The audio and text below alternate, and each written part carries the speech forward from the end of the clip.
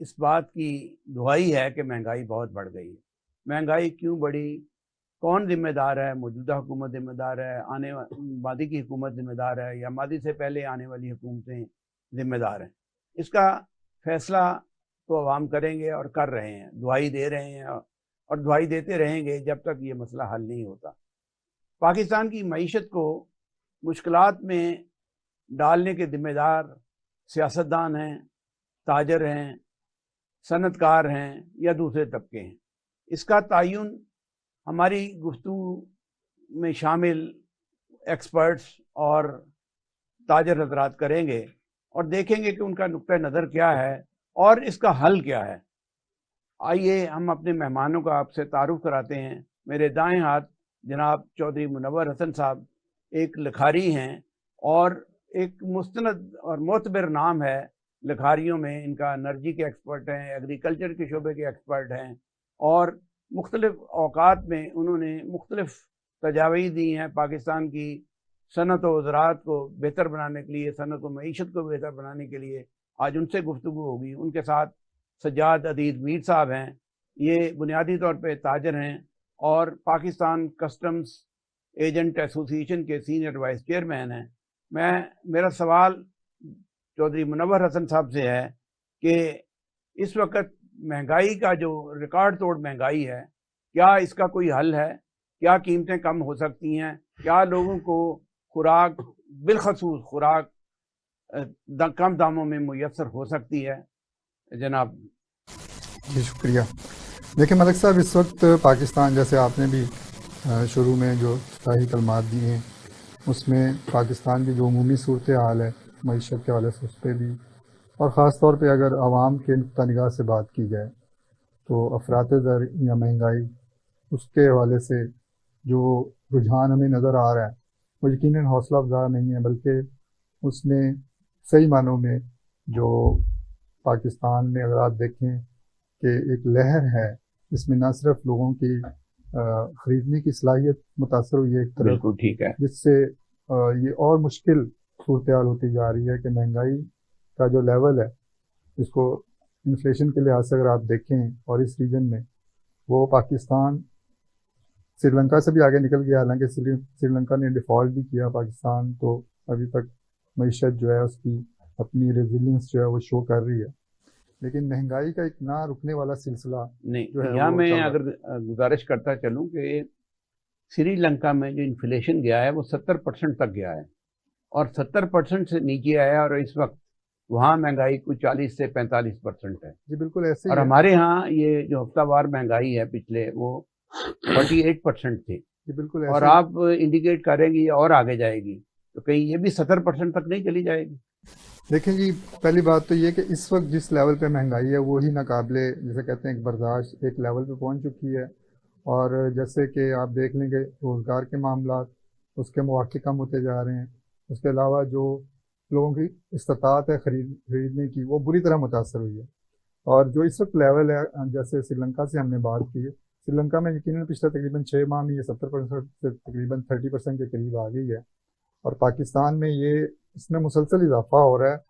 اور اس میں اگر اس سال کے حوالے سے جو پیش گوئی کی گئی ہیں اس میں بھی ہے کہ یہ اس میں کم ہونے کے امکانات بہت کم ہے، اور ایون 2025 تک بات کی جا رہی ہے، اگلے 2-3 سال کہے جا رہے ہیں، بہت مشکل ہے۔ اور اس میں آپ یہ بھی دیکھیں کہ پاکستان میں جو بدقسمتی ہے کہ ہماری ایک امپورٹ اکانومی بن کے رہ گئی ہے، اور امپورٹ اکانومی کے حوالے سے اگر آپ دیکھیں کہ خاص طور پہ فوڈ کے جو آئٹمز ہیں وہ ایگریکلچر ملک ہونے کے باوجود ان کی امپورٹ بڑھتی جا رہی ہے۔ امپورٹ اس وقت کیا ہے؟ اس وقت ہماری ٹوٹل امپورٹ کیا ہے اور اس میں فوڈ کی جو ہے اس کا کیا شیئر ہے؟ دیکھیں جو ہماری فوڈ کی جو امپورٹس ہیں جس کے 2 میجر کمپوننٹ ہیں، ایک تو ایڈیبل آئل ہے فوڈ میں، اگر آپ یہ دیکھیں، پھر یہ بھی بدقسمتی کہ بیٹ کی جو ہے امپورٹ وہ بھی بڑھتی جا رہی ہے، $1 بلین کے قریب وہ بھی ہو رہی ہے۔ $3 سے $4 بلین کی آپ صرف ایڈیبل آئل کی امپورٹ جو کہ 5 تک بھی ٹچ ہوتی نظر آتی ہے۔ اور اس میں بدقسمتی یہ ہے کہ کیونکہ آپ کا روپی ڈالر پیرٹی جو ہے وہ آپ کی فیور میں نہیں رہی، اور وہ بالکل آؤٹ آف کنٹرول ہو گئی ہے، اور وہ ایک ایسا پیرامیٹر ہے کہ صرف اس کی وجہ سے آپ دنیا میں چاہے جتنی بھی قیمت کم ہو جائے، جیسے ہم نے پام آئل میں دیکھا کہ اس کی قیمت آدھی سے بھی کم ہوگی پچھلے تقریباً 7-8 ماہ میں، لیکن یہاں پہ اس کی قیمتیں کم نہیں ہوئی. جو چیز آپ امپورٹ کر رہے ہیں اس کی قیمت میں کمی کے کوئی آثار نہیں ہے، کیونکہ آپ کا جو روپیہ ہے وہ ڈالر کے مقابلے میں کمزور ہے. تو وہ فوائد عوام تک نہیں پہنچ پا رہے. چاہے یہاں پر مطلب آپ یہ دیکھیں کہ حکومت اس طرف اگر توجہ کرے امپورٹ مینجمنٹ، تو اس میں بہت زیادہ آپ کے امکان ہو سکتا ہے کہ کچھ مہنگائی کم ہو. آپ نے امپورٹ کی بات کی ہے، ساجد عزیز میر صاحب آپ کے ساتھ تشریف فرما ہیں. ہم ان سے پوچھتے ہیں کہ پاکستان نے محصولات میں جو اضافہ کیا ہے، جو ریونیو زیادہ کیا ہے، اس میں امپورٹ کے جو ذرائع سے حاصل ہونے والی آمدنی ہے وہ بہت زیادہ ہے، اور یہ ایک ایسا برڈن ہے کہ جس کو کم کر کے شاید قیمتیں کم کی جا سکتی ہیں. آپ بتا سکتے آپ کے ذہن میں کیا ہے، کوئی خاکہ ایسا ہے کہ قیمتیں کم ہو سکیں؟ ساجد عزیز میر صاحب. جی سر، بہت شکریہ. جیسے جو سر نے ابھی بڑی تفصیلاً ساری گفتگو کی اور آپ کو بتایا ہے، بیسیکلی سر گورنمنٹ نے اس سٹیج کے اوپر آ کے جو ہے امپورٹ کے اوپر بھی کافی سارا کنٹرول کیا. پچھلے آلموسٹ کوئی 7-8 ماہ سے انہوں نے تھرو اسٹیٹ بینک جو ہے نا بہت ساری پابندیاں آئی کی ہیں. امپورٹ پہ پہلے بین لگایا گیا، ٹھیک ہے جی، کافی ٹوٹل امپورٹ پہ بین لگایا گیا؟ نہیں جی، اس میں جو لگژری آئٹمس تھے جی جس میں موٹر کارز تھی، ٹیلی ویژن تھے، فریج اے سی تھے، اس کے بعد آپ کی جو فوڈ آئٹمس تھی، جو آپ کی ڈاگ آئٹمس تھی، اینیمل آئٹمس جتنے بھی فوڈ تھا، یہ سب کے اوپر پابندی لگائی گئی تھی. یہ کوئی اچھا اقدام تھا آپ کے خیال میں؟ اوبیسلی سر، جب آپ کی معیشت جو ہے، آپ کے پاس ڈالر نہیں ہے پیمنٹ کرنے کے لیے، بینکوں کے پاس پیسہ نہیں ہے، تو اس سٹیج کے اوپر اور کوئی حل نہیں تھا گورنمنٹ کے پاس. ہاں، آپ آج سے 4-5 سال پہلے تک دیکھیں، تھوڑی سی نظر دوڑائیں نا جی، تو جو جتنی پاکستان میں امپورٹ آ رہی تھی اس میں فائنینشیل انسٹرومنٹ ایک ڈاکومنٹ ہے جو ہمیں بینک سے ایشو کروانا پڑتا ہے، جس کو ہم لوگ FI بھی بولتے ہیں. جب تک اس کی انوالومنٹ نہیں تھی تو لوگ خود مینج کر کے اپنی تمام فارن ریمیٹنسز جو ہے اس کی پیمنٹ کیا کرتے تھے. جیسے ہی گورنمنٹ نے پابندی لگائی کہ ہر امپورٹر جو ہے وہ اپنی امپورٹ جو ہے تھرو بینک FI جو ہے فائنینشیل انسٹرومنٹ جو ہے نا وہ امپورٹ کرے گا، تو اب اس میں آ کے آپ کو 100% جو ریمیٹنسز تھی وہ تھرو بینک جو ہے نا بھیجنی شروع ہو گئی. آپ کے پاس جو زر مبادلہ تھا ڈالر کی شکل میں وہ آہستہ آہستہ کم ہوتا گیا. جو اوپن مارکیٹ سے لوگ پہلے ڈالر مینج کر کے بھیجا کرتے تھے، وہ ان کے ہاتھ سے وہ گیم نکل گئی ساری، جو نا اسٹیٹ بینک کے اوپر وہ بوجھ آ گیا. ہم نے اس ٹائم پہ بھی منسٹری آف انڈسٹری میں جا کے لوگوں سے ریکویسٹ کی کہ آپ یہ غلط اقدام کر رہے ہیں، اس سے آپ کے بینکوں پہ آپ کی جو ریزرو ہے ان کے اوپر بہت زیادہ بوجھ آئے گا. ایک دن آئے گا کہ آپ کے پاس ریزرو ختم ہو جائیں گے، چونکہ آپ کی ایکسپورٹس نہیں ہے. اب آپ کی ایکسپورٹ اگر ہو تو آپ کو جو نا جی فارن ریمیٹنس میں ڈالر باہر سے آتے ہیں، جب آپ کی ایکسپورٹ ہی نہیں تو آپ کو ڈالر کہاں سے آئے گا؟ بہرحال وہ چیز اگنور کی گئی، نہیں مانا گیا اس کو. آج رزلٹ آپ کے سامنے، آپ کے پاس ڈالر نہیں ہے پیمنٹ کرنے کے لیے. بینکوں نے ریسٹرکشن لگائی کہ بینکوں کی اپروول کے بغیر آپ کوئی چیز امپورٹ نہیں کر سکتے. اب مہنگائی اتنی زیادہ کیوں ہوئی ہے؟ امپورٹڈ جو چیزیں گوڈز جو ہیں وہ اتنی زیادہ مہنگائی کیوں ہوئی ہے؟ بہت سارے فیکٹر ہیں. ایک تو FBR نے اس کے اوپر ٹیکس کا جو نظام تھا اس کے رد و بدل کی، ان کے اوپر ایڈیشنل کسٹمز ڈیوٹی جو ہے نا وہ لگائی گئی. سیل ٹیکس کا جو تھے سیل ٹیکس میں چینج کیا گیا، اضافہ کیا گیا جو اس میں 25% تک بھی لے کے جایا گیا. پہلے کیا تھا؟ 16%. جی ٹھیک ہے. اچھا، اب اس کے بعد جب امپورٹ آپ کی آ گئی پورٹ کے اوپر، سینکڑوں کنٹینر آج بھی کھڑے ہیں. مطلب اس میں جس میں آپ یقین کریں کہ بلین آف روپیز جو ہے نا روزانہ کے اس کے اوپر ڈیمریج اور کنٹینر کا رینٹ جو ڈیٹینشن چارجز ہے اس کی مد میں جو ہے نا وہ جمع ہوتے جا رہے ہیں. اب جو پاکستان میں شپنگ کمپنیز یہاں پہ کام کر رہی ہیں وہ آپ سے فریٹ چارجز تو لے سکتی ہے لیگلی، جو کنٹینر کا ڈیٹینشن چارجز ہے آپ سے وہ بھی ڈالرز میں لے رہی ہیں وہ، اور وہ ڈالر وہ پاکستان سے باہر کسی بھی صورت نہیں بھیج سکتے، ویئر ایز بھیج رہے ہیں. سارا وہ جتنے ڈالرز میں پیمنٹ لے رہا ہے ساری وہ پاکستان سے باہر جا رہی ہے. آپ کو یہ بھی لاس ہے. بینک 2-3 مہینے تک ہمیں فائنینشیل انسٹرومنٹ ایشو نہیں کرتا. ہمارے ڈاکومنٹس بینکوں سے ریلیز نہیں ہو پاتے. بہت ساری کنسائنمنٹ ایسی جو 2-3 ماہ سے پڑی ہوئی ہیں پورٹوں پہ. آپ کا کیا یہ خیال ہے کہ حکومت ذمہ دار ہے قیمتیں بڑھانے میں؟ امپورٹ کی جو قیمتیں بڑھی ہیں کیا حکومت ذمہ دار ہے؟ سر میں عرض کر رہا ہوں کہ حکومت کا صحیح فیصلہ تھا. حکومت کی ذمہ داری بھی ہوتی ہے. ظاہر ہے حکومت ہی ساری چیزوں کو لے کے چل رہی ہوتی ہے. ذمہ داری حکومت کسی بھی صورت سے اس ذمہ داری سے بری ذمہ نہیں ہو سکتی. پالیسی میکنگ گورنمنٹ نے کرنی ہے. گورنمنٹ نے ایسی پالیسی میکنگ کیوں نہیں کی کہ یہ جو لوگ باہر سے آ کے بیٹھے ہیں یہ ڈالرز کی شکل میں پیسہ باہر لے کے جا رہے ہیں, ان کے اوپر تھوڑا سا لگام لگانی چاہیے تھی ان کو.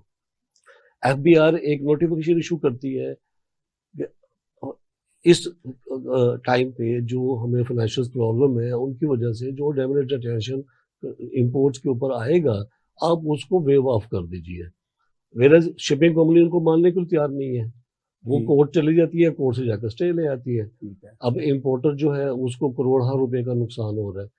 obviously جو ڈیمیج ریٹینشن کنسائنمنٹ پہ آئے گا تو وہ دینا تو اینڈ یوزر نے ہے, تو مہنگائی تو آٹومیٹکلی ہوگی. آپ کی جو چیز ہے جس کی کاسٹ آپ کی 100 روپے ہے ریٹینشن کے بعد وہ اس کی کاسٹ 110 روپے ہوگی, تو امپورٹر تو 2-4-5 روپے اپنا پروفٹ رکھنے کے بعد جو 115 کے بیچے گا. منور صاحب آپ ابھی بات سن رہے تھے کہ امپورٹرز کی جو چیزیں یہاں آ کے پڑی ہوئی ہیں کنٹینر کی شکل میں وہ اربوں روپے کی ہیں اور اس سے ڈیمیج پڑ رہا ہے. یہ معیشت کے بگاڑ کا ایک فیکٹر ہے. آپ سمجھتے ہیں کہ اوور آل اگر دیکھا جائے تو کیا سیاست بھی معیشت کے بگاڑ میں حصے دار ہے, اور کیا موجودہ حکومت معیشت کو بگاڑنے کی ذمہ دار ہے, یا ماضی کی حکومت جو رہی ہے پچھلے 2-3 سال میں وہ ذمہ دار ہیں, یا ماضی میں آنے والی حکومتیں ذمہ دار رہی ہیں؟ دیکھیں ملک صاحب, یہ بڑا اہم نقطہ ہے جو آپ نے جس طرف اشارہ کیا ہے.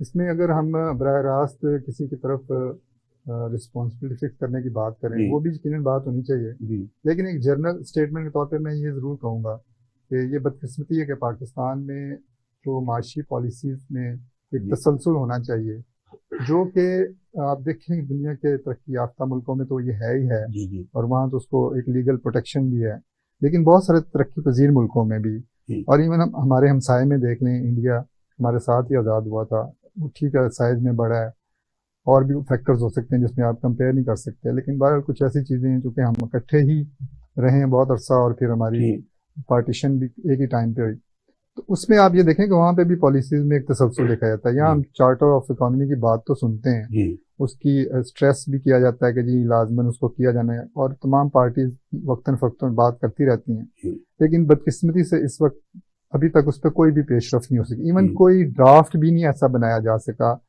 جو کہ مختلف پارٹیز نے بنایا اور وہ ایکسچینج کیا ہو, یعنی اس پہ آپ سمجھے کوئی ڈسکشن نہیں. ہاں جی, دو طرفہ سہ طرفہ یا ملٹی لیٹرل جیسے کہہ لیں, کوئی بھی کسی قسم کی گفتگو نہیں.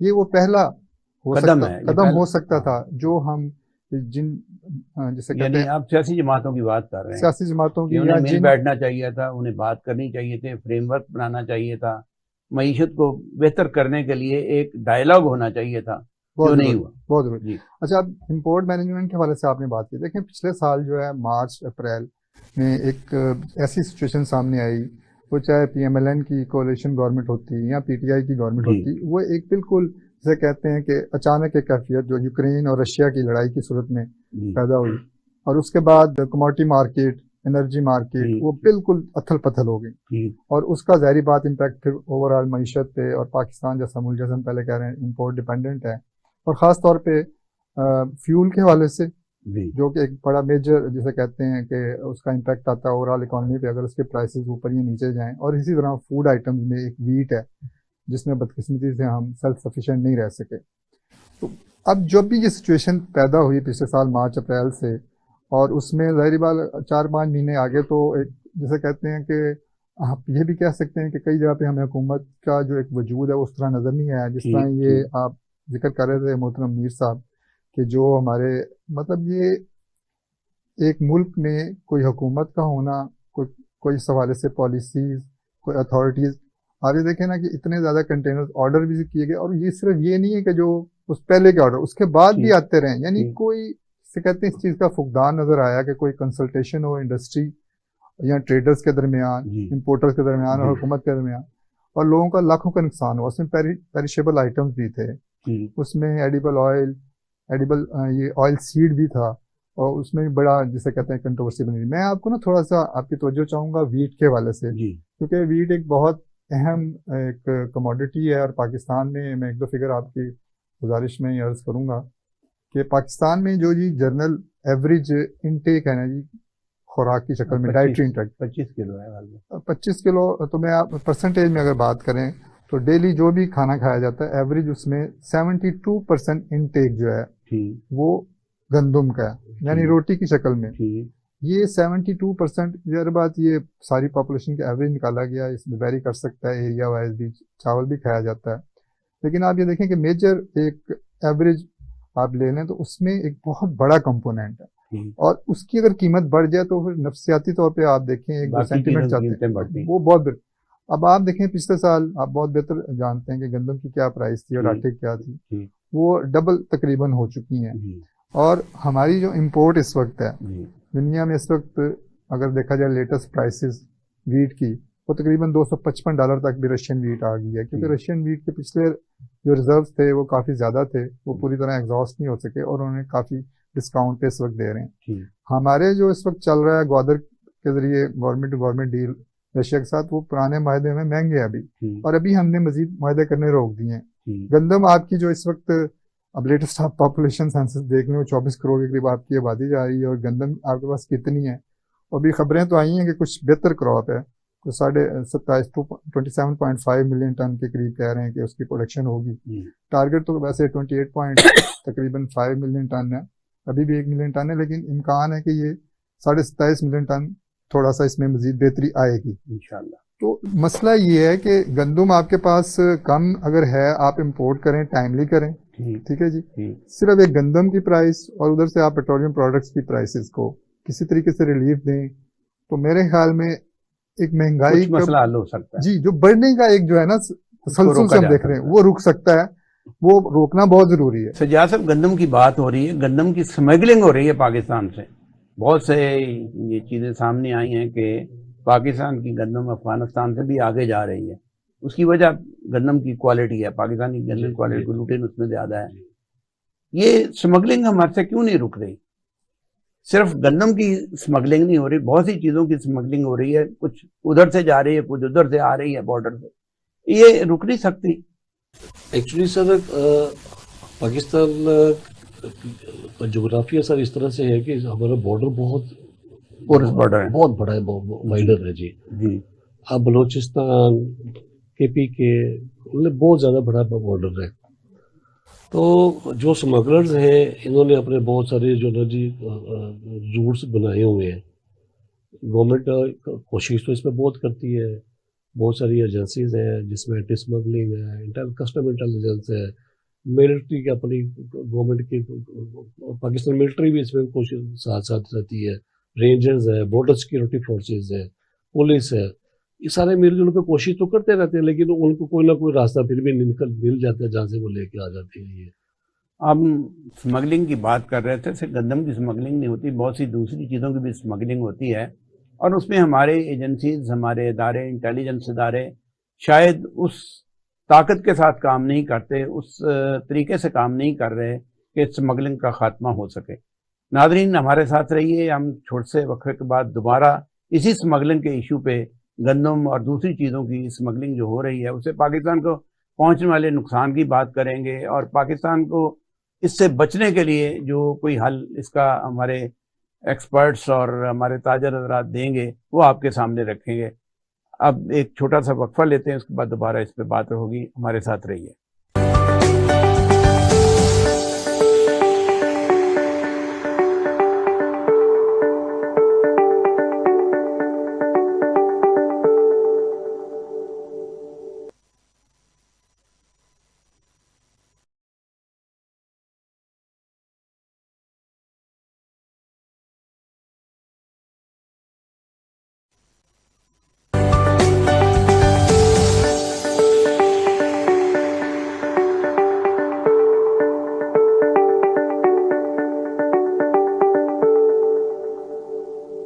ناظرین، ہم بات کر رہے تھے کہ پاکستان سے گندم کی سمگلنگ ہو رہی ہے جس سے پاکستان میں قیمتیں بڑھ رہی ہیں، کنٹرول نہیں ہو رہا۔ کنٹرول کا ذمہ دار کون ہے؟ ایجنسیز ہیں، ادارے ہیں، حکومت ہے، یا وہ لوگ ہیں جو سمگلنگ کے براہ راست ذمہ دار ہیں؟ عزیز ساجد میر صاحب اس بارے میں گفتگو کر رہے تھے، تو وہیں سے ہم شروع کرتے ہیں۔ ساجد صاحب، یہ ہمارے ادارے اس کو سمگلنگ کو کنٹرول کرنے میں ناکام کیوں ہیں؟ کیونکہ سمگلنگ سے ایک طرف ہماری چیزیں جو باہر جا رہی ہیں اس سے ہمیں نقصان پہنچ رہا ہے، اور جو باہر سے اندر آ رہی ہیں اس سے ہمارے کارخانے بند ہوئے ہیں، اس سے ہماری معیشت بگڑی ہے، اس سے ہماری جی ڈی پی میں کمی آئی ہے۔ اس پہ آپ کیا کہتے ہیں؟ دیکھیے سر، سمگلنگ جو ہے دو ٹائپ کی ہے۔ ایک تو وہ جو ہماری لوکل کراپس ہیں وہ یہاں سے سمگل ہو کے جا رہی ہیں، لیکن دوسری طرف جو امپورٹڈ گڈز ہیں ان کو بہت بڑی مقدار میں سمگلنگ میں لے کے آیا جا رہا ہے۔ اس کی ایک مین وجہ جو ہے وہ ہمارا ٹیکس کا نظام ہے۔ ہمارے customs duty, additional custom duty, sale tax, income tax, regulatory duty, اتنی ہائی ریٹ آف ڈیوٹیز ہے، پھر ان کی آگے سے ویلیویشن جو ہے، یہ چیزیں ساری میٹر کرتی ہیں ان کی، اور اینڈ کنزیومر تک پہنچنے میں جو اس کی پرائز ہے وہ ٹیکس ڈیوٹی کا جو سٹرکچر ہے، پاکستان ہمارا قریب ترین ہمسایہ ہے، بھارت انڈیا ہے، دونوں میں ایک جیسا سٹرکچر ہے یا مختلف سٹرکچر؟ مختلف ہے جی، ہمارا زیادہ ہے سر۔ ہمارا ادھر ٹیکسیشن کم ہے یا ادھر ٹیکسیشن کم ہے؟ ادھر کم ہے، ہمارے یہاں زیادہ ہے۔ اس سے کوئی پرسنٹیج بتا سکتے ہیں کتنا فرق ہے؟ دیکھیں سر، ڈفرینٹ کموڈیٹی پہ ڈفرینٹ ریٹ آف ڈیوٹیز ہے، ٹھیک ہے۔ اب ہمارا جو نارمل ٹیرف جو ہے 25% آف دی ویلیو ہے، 25% تو ہے کسٹمز ڈیوٹی کی مد میں۔ اب اس کے ساتھ مختلف ریشو ہیں ایڈیشنل کسٹمز ڈیوٹی کی، پھر وہ ریگولیٹری کسٹم ڈیوٹی ہے، پھر سیلز ٹیکس کے 2-3 ٹیرف ہے، پھر انکم ٹیکس کے 2-3 ٹیرف ہے، انڈسٹری کے لیے الگ ہے، ٹریڈ کمرشل ٹریڈ کے لیے الگ ہے، مینوفیکچر کا الگ ہے، جو نان مینوفیکچر ان کے الگ ہے۔ جی میں پہلے بھی عرض کر رہا تھا کہ جب تک ہم لوگ جو ہے لانگ ٹرم پالیسیز نہیں بنائیں گے، وہ پالیسیز جو ایک مرتبہ اناؤنس کی جائے اور اس کے اوپر سختی سے نیکسٹ 10 ایئرز اور 25 ایئرز اس کے اوپر امپلیمنٹ اس کو کیا جائے، اس کے لیے ہر سال ہمارا اسٹرکچر چینج ہو جاتا ہے۔ اگر میں کوئی نئی انڈسٹری لگانی چاہ رہا ہوں تو میں اپنے آگے آنے والے 5 سال کی کوئی کیلکولیشن نہیں نکال سکتا۔ اب تو حالات یہ کہ میں نیکسٹ 15 ڈیز کی کیلکولیشن نہیں نکال سکتا کہ میری جو گڈز امپورٹ ہو رہی ہیں نیکسٹ 15 دن میں پہنچے گی تو میری کاسٹ کیا ہے۔ یہی وجہ ہے کہ کارخانے ہمارے بند ہوئے ہیں، ہماری صنعتیں بند ہوئی ہیں۔ ہماری اس وقت سر ٹیکسٹائل ساری بند ہے۔ ہماری موبائل فون انڈسٹری میں پچھلے 3-4 سال میں بہت بڑی انویسٹمنٹ پاکستان میں آئی تھی جی۔ اس وقت تمام موبائل فون کمپنی جو ہے لاک آؤٹ میں ہے، وہ لوگ چائنیز جو آئے تھے یہاں پہ وہ سارے واپس چلے گئے۔ اس وقت ان کی امپورٹ بالکل بند ہے، بالکل کوئی را مٹیریل بند ہے یا ان کی مینوفیکچرنگ بند ہے؟ مینوفیکچرنگ بھی بند ہے جی، ٹوٹلی اپنے ملازمین سارے نکال دیے گئے ہیں۔ ہماری ہوم اپلائنسز بہت بڑی ایک انڈسٹری ہے جس میں television, air conditioner, refrigerator, washing machine, microwave oven, vacuum cleaner, dry iron, بہت ساری آئٹمیں یہاں پہ اس کی اسمبلنگ یا مینوفیکچرنگ ہو رہی تھی۔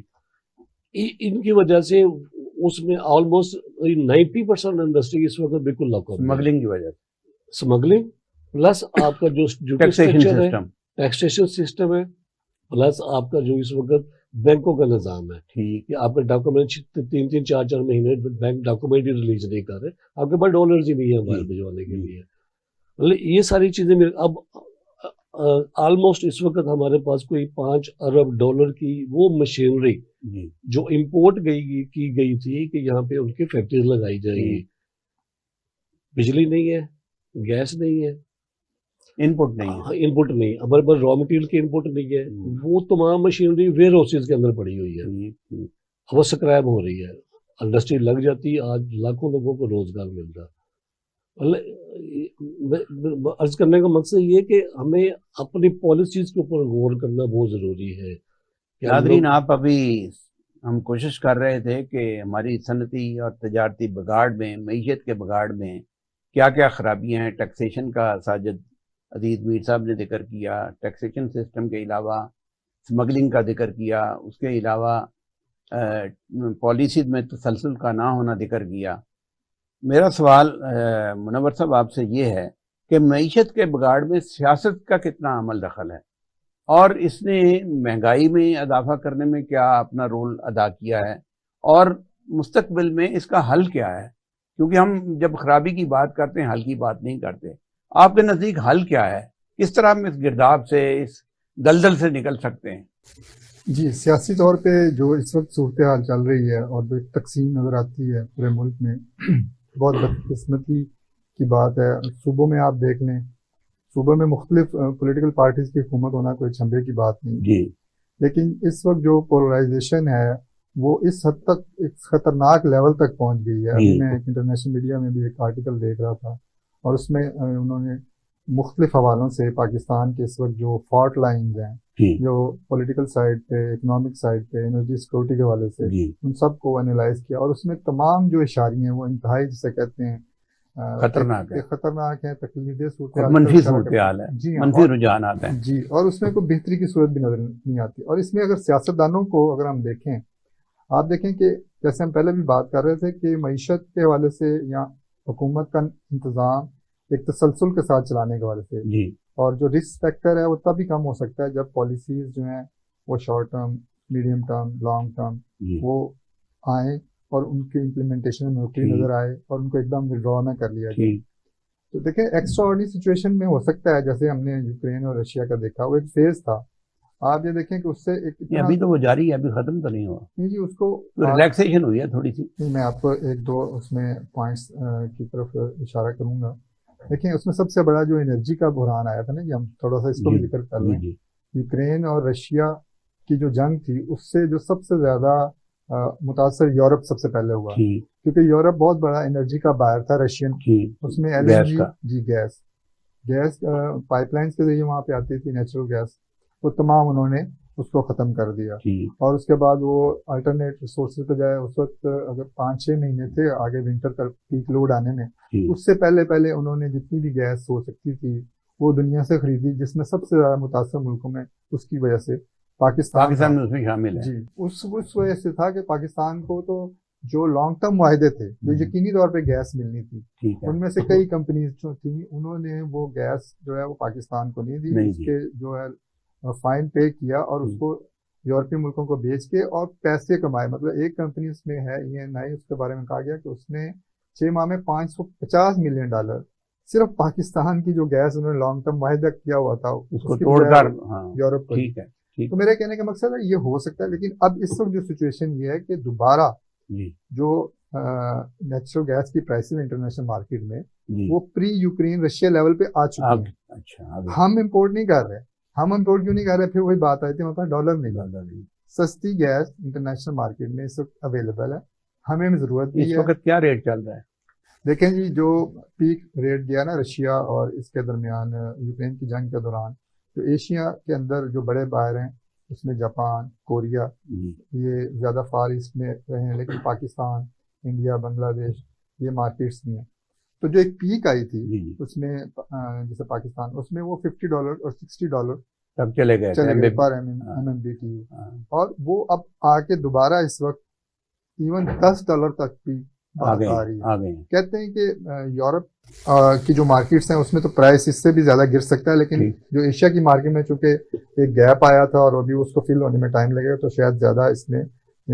لیکن اس میں آپ یہ دیکھیں نا، بدقسمتی یہ ہے کہ آپ کی پاور جنریشن جو ہے وہ بھی گیس سے ہوتی ہے. آپ کے کارخانوں کے لیے جیسے ابھی میر صاحب نے ذکر کیا کہ بہت ساری مشینری آئی ہے، انویسٹمنٹ ہونی ہے، ایون کارخانے جو لگے. آپ کی بات سے یہ اندازہ ہوتا ہے کہ اگر پاکستان آج بھی RLNG اور دوسری جو گیس ہم امپورٹ کرتے ہیں، اگر آج ہم مارکیٹ سے امپورٹ کریں $10 پہ، جو کہ بیسک آپ کا نواز شریف کے دور میں غالباً ہوا تھا، وہ تو ہمیں مل ہی رہی ہے، لیکن اگر اور مل جائے تو اس ہمارے بجلی کی قیمتوں میں کمی آ سکتی ہے. دیکھیں جی، یہی تو مسئلہ ہے.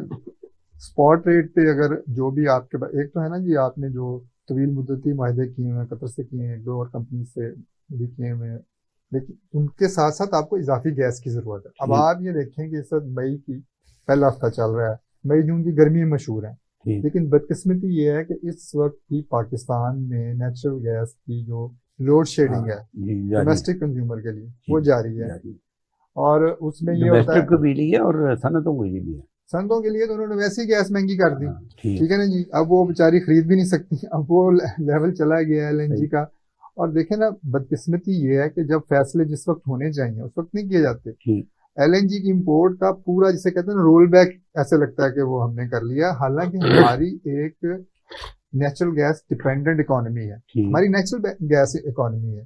آپ یہ دیکھ لیں بدقسمتی سے ہم نے اس جو ایسٹ تھا نیچرل گیس کا جو یہاں پہ پاکستان میں ذخائر نکلے ان کو ہم نے صحیح طریقے سے استعمال نہیں کیا, لیکن اس کی بیس پہ آپ کا جو ڈسٹریبیوشن کا نیٹ ورک ہے کروڑوں کنزیومر کا, وہ کیا کہا جاتا ہے کہ اس طرح کا ایک پورا نیٹ ورک جو ڈسٹریبیوشن کا ہے وہ پوری دنیا میں نہیں ہے. اب آپ کے پاس, اور یہ بلینز آف ڈالر اگر آج بنایا جائے تو اس کے لیے بلینز آف ڈالر چاہیے ہوں گے. اب آپ نے وہ بنا تو لیا لیکن اب آپ کے پاس گیس نہیں ہے, اور اس کے لیے ہمیں کوئی ایسا پلان نظر نہیں آتا کہ گیس کو کس طریقے سے. منور صاحب, اگر یہاں ہم یہ دیکھیں کہ اس ساری کتھا کا, اس ساری داستان کا, اس ساری صورتحال کا ذمہ دار کیا موجودہ حکومت ہے, یا ماضی میں 3-4 سال رہنے والی تحریک انصاف کی حکومت ہے, یا ماضی میں برسر اقتدار رہنے والی وہ حکومتیں ہیں جنہوں نے پالیسی سازی میں تسلسل نہیں رکھا, جنہوں نے بر وقت فیصلے نہیں کیے, کیا وہ ذمہ دار ہیں؟ اس کا تعین تو ہونا چاہیے کہ کلپریٹ کون ہے, ذمہ دار کون ہے. دیکھیں جی, 3 بڑی پولیٹیکل پارٹیز اگر ہم ذرا تھوڑا سا کھل کے بات کریں تو پاکستان مسلم لیگ جو ہے نواز, اس کی حکومت کافی عرصے سے ہم دیکھ رہے ہیں, پچھلے 3-4 دہائیوں سے پنجاب میں بھی اور مرکز میں وقتاً فوقتاً. پیپلز پارٹی بہت بڑی پاکستان کی پارٹی ہے, سندھ میں اور وفاق میں, پنجاب میں بھی ان کی کولیشن کی اور ویسے بھی حکومت آتی رہی اگر ہم 70s کے بعد دیکھیں. پھر نئی ایک جو تحریک انصاف کی شکل میں پارٹی آئی, اس کی بھی KPK میں پنجاب میں, فیڈرل کولیشن میں بلوچستان میں بھی ہو رہے ہیں. تو اب ان 3 پارٹیوں کو اگر دیکھ لیا جائے, مجھے جو جس چیز پہ افسوس ہوتا ہے, اور میں سمجھتا ہوں کہ جس کی طرف مجھے نہیں پتا کہ ہمارے سیاسی رہنماؤں نے یا ہمارا جو پولیٹیکل ایک سسٹم ہے اس میں اس طرح اہمیت کیوں نہیں دی گئی معیشت کے حوالے سے اگر آپ دیکھیں. اور اس میں مجھے جو روٹ کاز نظر آتا ہے اس میں یہ بھی ہے کہ جو معیشت دان ہیں یا ایکسپرٹ ہیں یا سو کالڈ ہم وہ ٹیکنوکریٹ کا بھی ایک لفظ استعمال کرتے ہیں, اس طرح کے جو اسٹرانگ بیک گراؤنڈ کے لوگ ہیں وہ بدقسمتی سے پولیٹیکل پارٹیز میں زیادہ آگے نہیں آ سکے.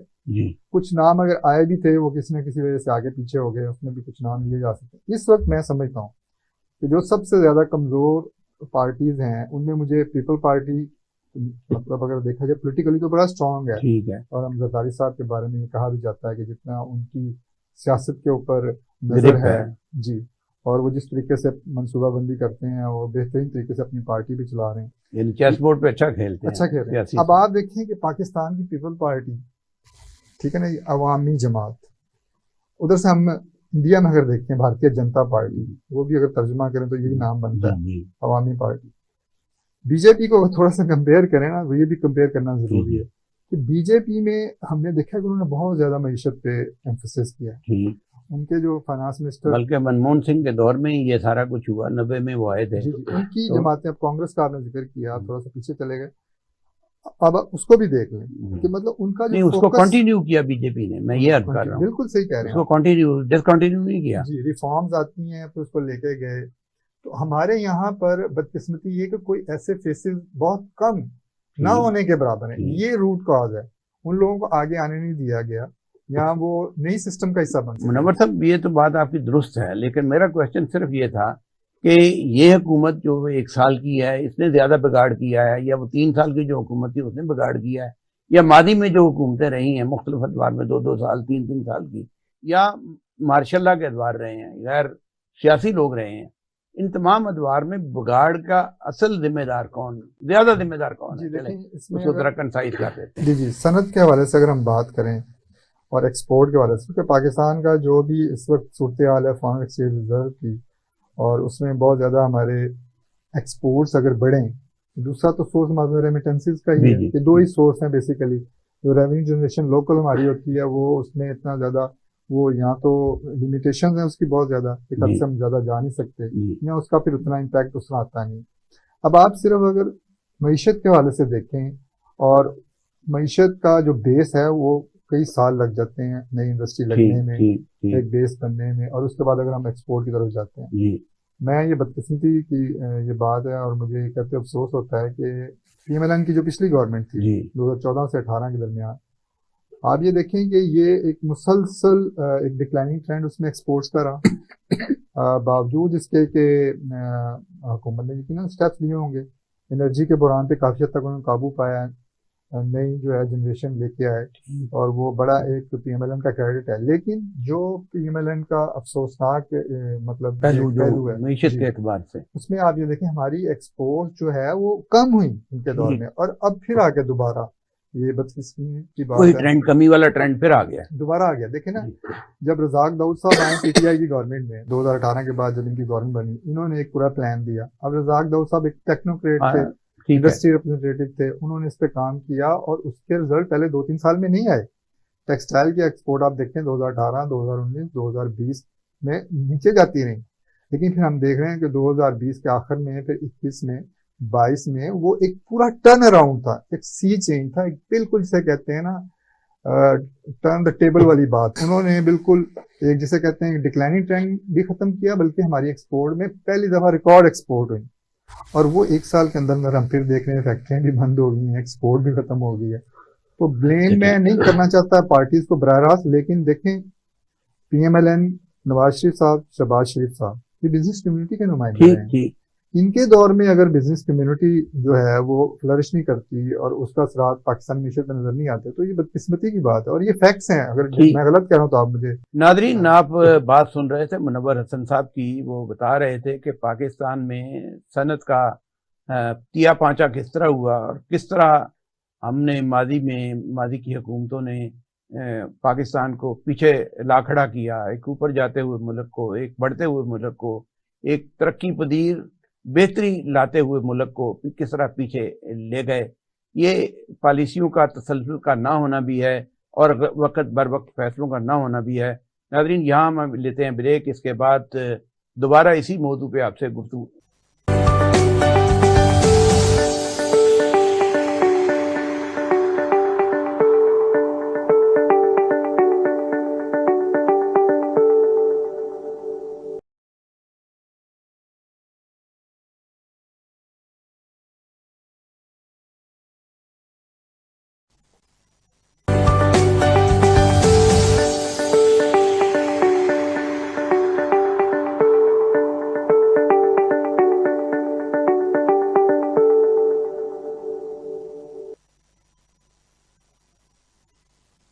منور صاحب، آپ بات کر رہے تھے کہ پاکستان کی معیشت میں سیاست نے کتنا دخل اندازی کی اور کتنا نقصان پہنچایا۔ یہاں ہم اگر دیکھیں تو پاکستان کا آج ڈالر جو ہے وہ انتہائی بلند شرح پہ ہے، اور شرح سود بھی بلند شرح پہ ہے، کوئی 23-24% بینک اس پہ قرضہ دے رہے ہیں۔ تو اس شرح سود پہ نہ تو کوئی انڈسٹری لگ سکتی ہے، اور ڈالر کے اس ریٹ پہ نہ ہم آگے بڑھ سکتے ہیں مہنگائی کے علاوہ۔ تو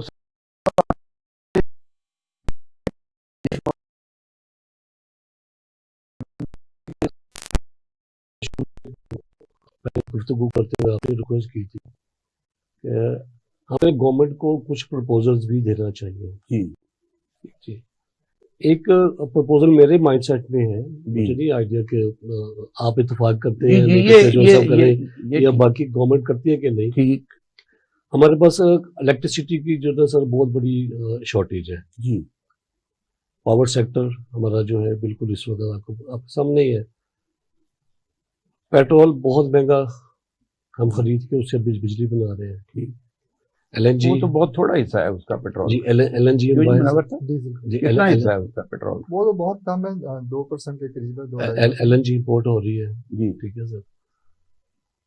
اس کا آلٹرنیٹ جو ہے ہمارے پاس وہ سولر انرجی ہے جی، سولر انرجی میں اگر ہم لوگ اس کو کنورٹ کرنے کی کوشش کریں، جی، اور گورنمنٹ کو پرپوزل یہ ہے سر، سجیشن یہ ہے کہ چائنا سے آپ جو کیش امداد مانگتے رہتے ہیں، جی، جی، آپ ان سے کیش امداد نہ مانگیں، جی، انہیں اپنی کیلکولیشن کریں کہ ہمیں ٹوٹل جو ہے پاکستان میں سولر کتنے ریکوائرمنٹ ہے ہمارا 5 سال کے لیے۔ یا گورنمنٹ ٹو گورنمنٹ بات کر رہے ہیں یا جی، گورنمنٹ ٹو گورنمنٹ جی، اچھا 5 سال کے لیے نا جی ان سے ادھار سولر انرجی لے لیں۔